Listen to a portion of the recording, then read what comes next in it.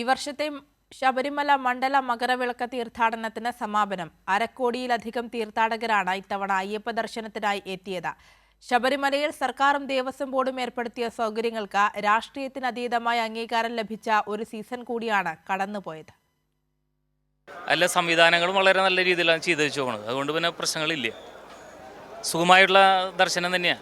മണ്ഡലപൂജയ്ക്കായി നട തുറന്ന ആദ്യ ദിവസങ്ങളിലെ തീർത്ഥാടകരുടെ പ്രതികരണമാണ് ഈ കേട്ടത്. പിന്നീട് തീർത്ഥാടനകാലം അവസാനിക്കുന്നതുവരെ ഭക്തരുടെ ഭാഗത്തുനിന്ന് മറിച്ചൊരു അഭിപ്രായം ഉയർന്നു വന്നില്ല. ശബരിമലയെത്തിയ പ്രതിപക്ഷ രാഷ്ട്രീയ കക്ഷി നേതാക്കളും സംതൃപ്തി രേഖപ്പെടുത്തി. പ്രശ്നങ്ങളും ഇല്ലാതെ പോകുന്നു എന്നുള്ളത് ഭക്തർക്കെല്ലാവർക്കും വളരെ സന്തോഷം നൽകുന്ന ഒരു കാര്യമാണ്. ഒരു ബുദ്ധിമുട്ടുണ്ടായില്ല, ഒരു പ്രയാസം ഉണ്ടായി.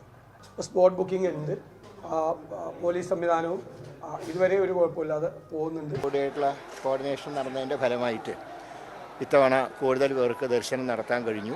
സർക്കാരും ദേവസ്വം ബോർഡും ഒരേ മനസ്സോടെ പ്രവർത്തിച്ചതിന്റെ ഫലം കൂടിയാണ് പരാതികളും പരിഭവങ്ങളും ഇല്ലാത്ത തീർത്ഥാടന കാലം. മകരവിളക്ക് ദിവസം ദേവസ്വം വകുപ്പ് മന്ത്രി VN വാസവൻ തന്നെ ഇക്കാര്യം വ്യക്തമാക്കിയിരുന്നു.